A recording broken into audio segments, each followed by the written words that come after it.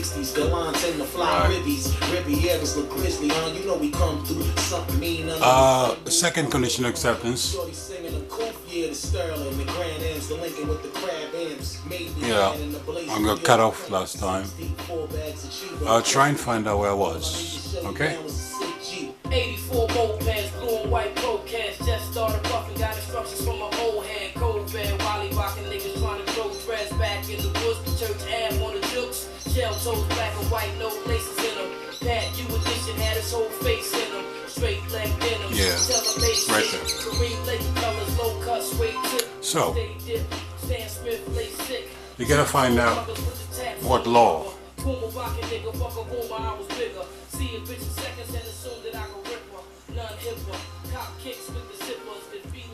Now, memorandum of law. A contract that's founded on a base and unlawful consideration is null. Alright? The point is, these characters, they're not signatories to your agreement. A mortgage is like a driver's license, a unilateral agreement by yourself. However, the way it's drafted is that you agree to pay the bank some money without consideration. That's all. Now, it is a fraud to conceal a fraud. The point is you have to let them know, impute, or imply, or refer, make reference to an allegation of fraud. Now, if they carry on with the fraud without investigation, that's concealment of a fraud. And finally, you got to give notice. So you're going to give you how many days? How many days was it? Right, 10 days to produce 4 pieces of document, or 10 days is sufficient time, because they're talking about court proceedings, so presumably they have their paperwork ready, and they have proof that you have breached a term of a contract, right? And this is what they're going to produce at the hearing.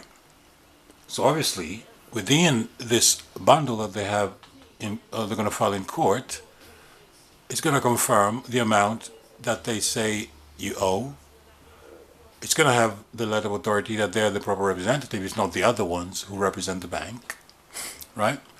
It's going to have the note itself that you sign, say you're going to pay, and it must have whoever it is that's holding the note that suffered some loss, financial loss, because you haven't paid.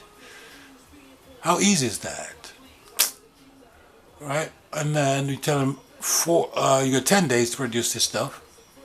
And if you don't, take note that your non-performance will constitute fault in agreement with the statement of facts and memorandum of law above. Right? Statement of facts is that the tenant is private. He's not going to come into a public controversy. That's the agreement. Number 2, the tenant has no prior knowledge of any claim. Number 3, there hasn't been no service of process, so they can't proceed with the claim.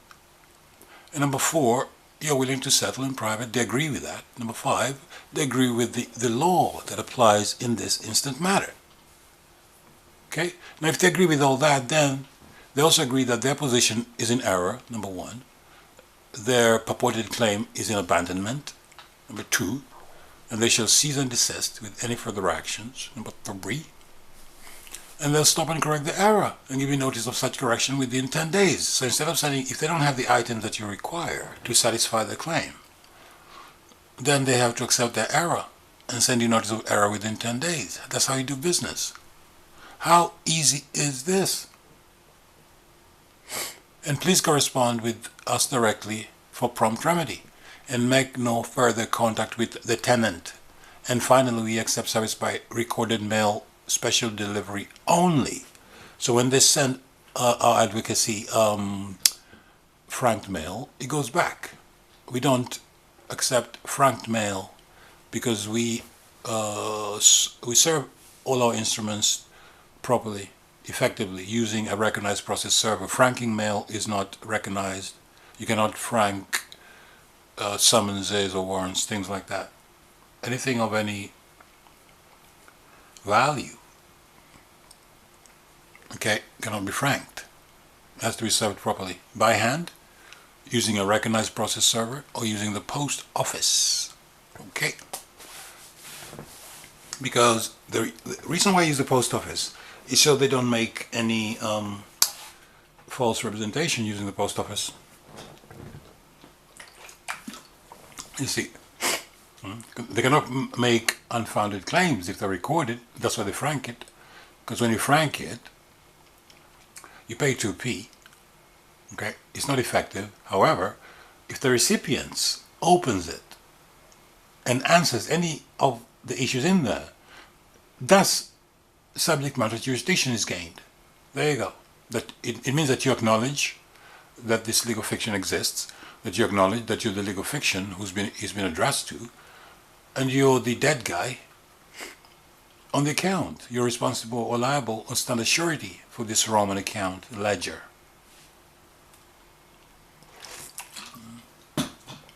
That's the game. So that's a straightforward conditional acceptance. This how many pages? 3 pages. Pretty straightforward, straight to the point. Now this is a sample of a short version of it. We have longer versions also. So I'll show you another longer version, which is here. So you can use, yeah. So this is a longer version of the same thing. You need to have your 4 headings. So number 1 is notice of conditional acceptance. It's the first heading. This one, right here.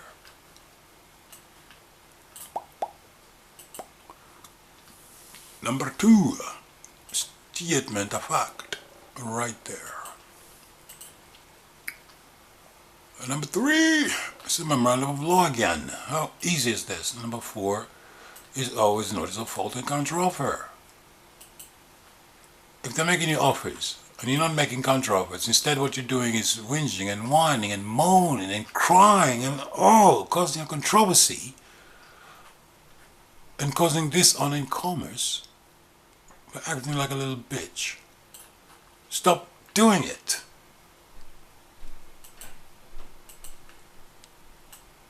Okay. Where are we? Right, redacted. Carry on. Right, so this is a longer version.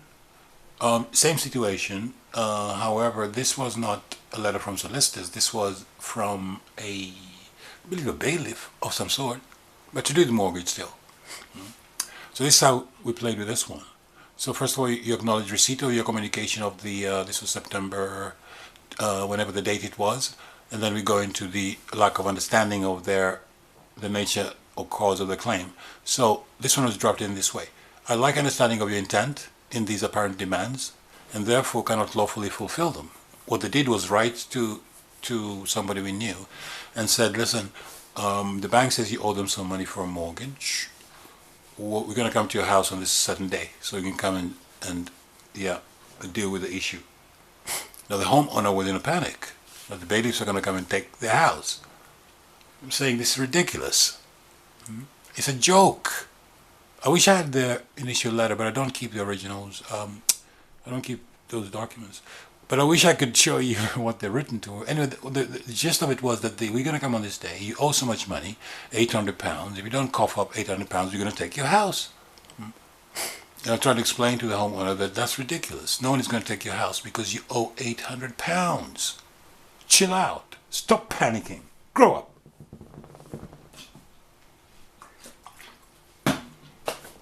The house is worth more than that. It's a joke. Right, here we go. So what we say is this: we don't understand the nature and cause of your demands. We cannot fulfill them.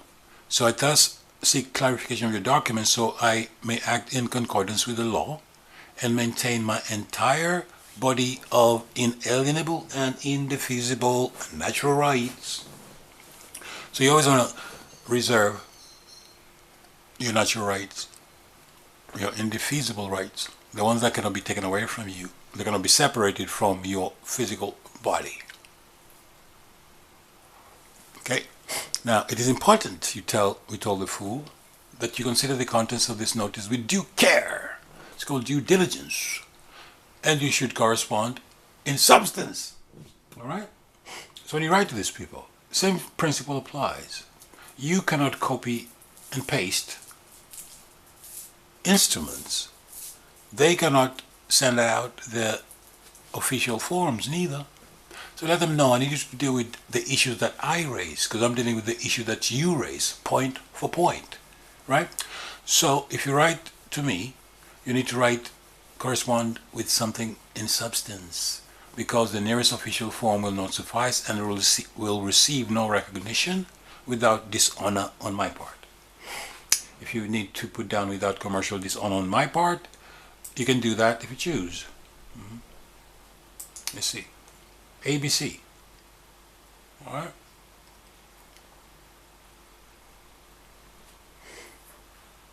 Now, I here give you notice in writing of conditional acceptance of your offer for me to give you in a prompt and timely fashion the sum of £843, as well as an additional, because they want cost as well, to come in and see. See, this is how people get shaken. And I'm thinking, how, these are hustlers, how can they shake you like this? That you owe £800 and they're going to charge you £250 to come and see you. So you need to produce at least 1,000. Where are you going to get £1,000 if you're unable to pay 800? Anyway, okay. Anyway, we're going to pay you, which means you no longer have an ultimate recourse to a court in respect of this matter, as there is no controversy upon which a court may adjudicate. Now, for the ladies and gentlemen, everything is spelling and everything's about words. What I mean by that is that for every paragraph that I give you, you need to take the words in there and move them around to create the idea that you want to express. Right? So you don't have to cut and copy and paste like the little boys and little girls do. You need to know what the paragraph is talking about. And it simply means, look, I don't want to argue. I don't want to go to court. I'm willing to settle. You see, because I wish to engage in no controversy. And once I've agreed to settle, I have removed the controversy. You have no right to go to court. Okay? If they proceed to go to court, then you don't answer the question about owing money. You raise the question of an abuse of the court process, because the so-called defendant has agreed to settle and the alleged claimant has refused settlement. Then this commercial dishonor, so you have to turn it around. All right, and this is how you do it.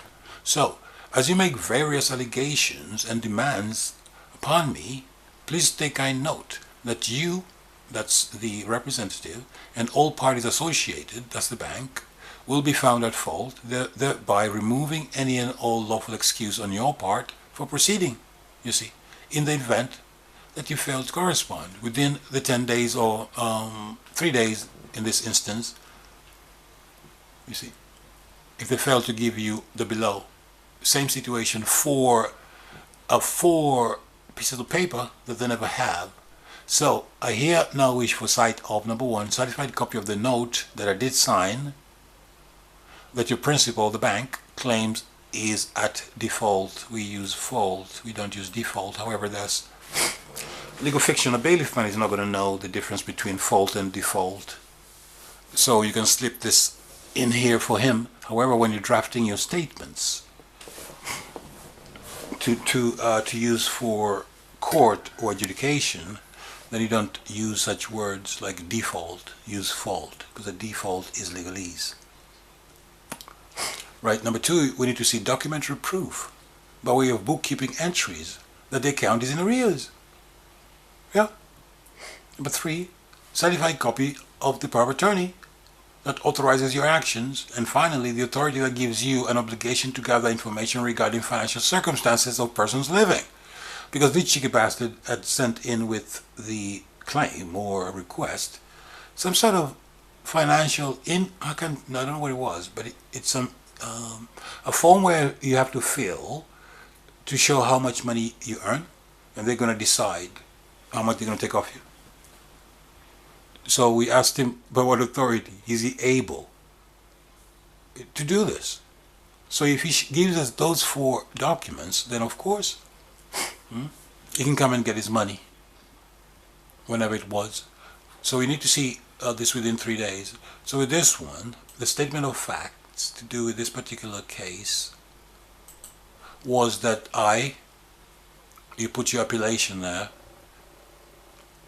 I'm living soul, sui juris, with first-hand knowledge of the matters that I set forth herein. So you need to have first-hand knowledge of the matters that you're talking about. If you don't, everything you say is hearsay evidence. So you need to understand what hearsay evidence is. And this is what the bogus... Oh, sorry, I'm ranting and the camera's out. Sorry. There you go. Come on. There. Right? So I'm living soul, and the principal and capital and creditor for the mortgage account, you put your mortgage account details there. If you had a second mortgage, you put the account details there also. ABC, right? And then fact number 2, I'm the owner, only authorized presenter, okay? An attorney in fact for the legal fiction entity known as, you put your legal fiction strawman all capitals there. And any derivative thereof, so any derivation thereof, so they can put all caps or lowercase, uppercase, mix them up, it's still the same. So I here put you on official notice that the legal fiction, known as, you put your strawman name there, is a private property, and all accounts are accepted for value, prepaid, and exempt from levy. Now, for the people who have been coming to the meets and have received paperwork, you know what this is all about exemption, acceptance for value, and prepaid treasury accounts, and your bond numbers, right? So the 13th paragraph, normally in my documents I don't use statutes, however, because this is to do with the strawman. The strawman is a creation of statute, and the exemption is through statutes. So for this particular instance, we had to use statutes.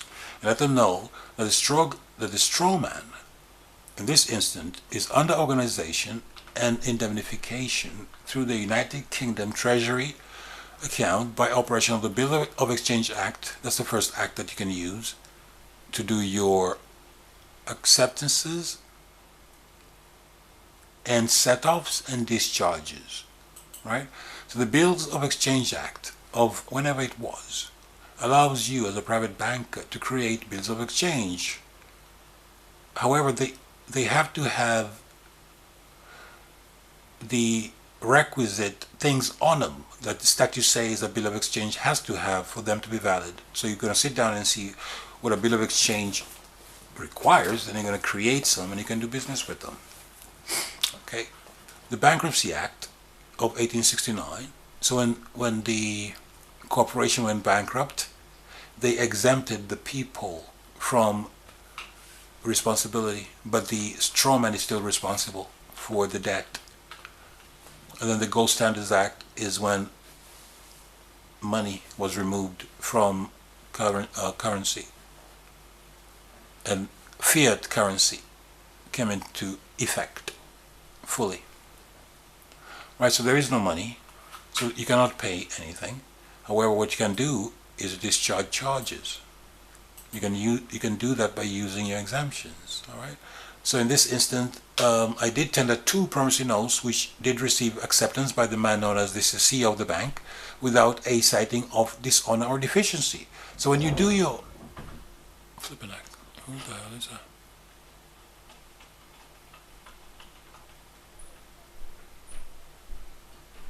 What the? I think it's on the side. When you do your discharge or set-offs, sometimes you can use a bond or you can create a promissory note. The corporations that will accept promissory notes are those that are bound by the the Bill of Exchange Act. I think there's a promissory note act as well. I don't know. But the corporations who will accept bills of exchange are the ones that are bound by the Bills of Exchange Act. So you need to look into the chart. If they're bound, then they have no obligation but to accept them. Some corporations are not bound by bailiff exchange, so you might try to settle using a promissory note. They won't take it because they're not signatory to it. Right, in this instance, 2 promissory notes were tendered, and the CEO accepted them without citing deficiency or dishonor, which means he cashed it. Right. Further, this individual woman wrote, oh my God, how many letters? 1, 2, 3, 4, 5, 6, 7. A lot of letters to these people, and they never responded. So she's got a notice of dishonor, notice of fault by misrepresentation. There's another notice of fault, a request for disclosure, an affidavit of truth. So all this went in, the bank ignored it. So I am without, so these are statements of facts. All these are facts. That's a fact that she did tender 2 promissory notes. She can prove that because she's got certificate of service, proof of delivery, and copies of them. Now, I am without, and we will concede any evidence that proves privity of contract between us, that's you and the bank, that is cause for your action. So this is privity of contract even between you and the bailiff, and that you are in compliance with the data protection principles as concern the requisite written consent for the maintaining of records of personal information. You see, so this one line by itself deals with bailiffs completely. So if you ever receive a letter from a bailiff, give him that one. So sure, I conditionally accept to pay you whatever money you claim upon proof of claim of privity of contract between us that is cause for your action, and any proof whatsoever or written confirmation that you are in compliance with the data protection principles as concerned the requisite written consent for maintaining my personal records or stroke data, stroke information, right? And then you'll never hear from the bailiff again because they're breaching DPA, just get new information without your consent or even knowledge. Now, another fact, and without contrary evidence that I'm the sole proprietor of, you put down your property, references, as per land registry reference number, put it down there, and that I hold such property in fee simple absolute. A fee simple absolute is the one where the holding, there's no condition. That is a fee simple absolute. There is no conditions to it. So where does the condition that you have to pay rent on your own property come in? If it says you're the proprietor, the sole proprietor pays no rent to anyone. Memorandum of law is similar to the other one except for this one here. The agreement of the parties makes the law of the contract. Okay? Another maxim, in the agreements of the contracting parties, the rule is to disregard the intention rather than the intent, rather than the words, sorry. The rule is to, not to disregard, but to regard. Right. The rule is to regard the intention rather than the words. That is critical, you see. So, what is the intention of the mortgage? So, they might argue that the words say you have to pay them back, but what was the intention of the mortgage? The intention of the mortgage was that the bank has a bag of money, and you went to the bank and they gave you a bag of money, and now you need to pay it back. That's what you believed anyway. They never told you that they'd use your signature to create the currency to give back to you, and then charge you interest on funds that you create yourself. Huh. So it is a fraud to conceal a fraud. Alright? And then finally, you put in your notice of fault and your counteroffer. So this is a longer one than the previous one. And this one simply says that I keep the originals of your proposed liability statement. So you make a copy and you attach this to this document and send it to them and keep the original, right? In anticipation of your correspondence, and accept your offer to visit my private home on the mutually agreed date, and you give the date. This one we said you can come in sometime last year, September or so, and that you will give me, right, your identification papers upon contact. That's number one condition, right? And also proof of your license to conduct business, right? Number two. And that the contact deeds of your insurer. So those three things you want to see from the bailiff, just to make sure that it's the right guy. That is not some fraudster that somehow maybe hacked your phone conversation or your letters, and now he's coming to collect £800, and they're not going to give it to the bank, they're going to keep it for themselves. So any strange people who come to your house who you don't know, they're not your friends or your family, and they're alleged to be bailiffs, the uniform is not enough, so you come up with your paperwork too. So you need your ID, your license, and the details of your insurer, who insures you to be a bailiff and go and evict people out of their houses for a shortfall of £800. Houses they've lived in for a decade. You dick. Right. I will also have 3 witnesses who will record the meeting on film as a perpetual memorial of this matter, and we're going to use this film as admissible evidence in any proceedings at law when he sue you, okay, commerce or equity. Alright, so that's number 1 of your counteroffer. Sure, we're not refusing you to come over on this day, alright? We agree, and we're going to play along. We're going to act properly now. This is how you act properly. You don't get emotional. You don't start screaming and shouting and throwing tantrums. Use your frontal lobes. You don't use your flight and fight mentality in these situations. It's not personal. It's about numbers and words. And people get emotional about this stuff. Number 2, now I anticipate that it will take at least 3.5 hours for resolution of this most urgent matter. The point for the 3 hours is because I've been writing to the bank. I have so many letters that we need to go through. You see all these letters here, these that we need to go through. So because you're the representative now of the bank, you might know why they haven't responded to me, and also why they've taken my promissory notes and kept them. So now, as you explain to me why they've kept my promissory notes and why they haven't responded to me, I'll be filming this so I can use as evidence in any future hearing. Alright? So those are the conditions. Now, take kind advice, Mr. Bailiff man, that your willful neglect, malicious and or dishonest failure in giving me correspondence within 3 days following your receipt of this notice of conditional acceptance will constitute your confirmation and tacit agreement with the contents of the memorandum of law and statement of fact above, and that you shall, by operation of law, cease and desist, number 1, stop and correct your error, and give us notice of such correction, and that the balance on the mortgage account, blah, blah, blah, is 0. That's all you want.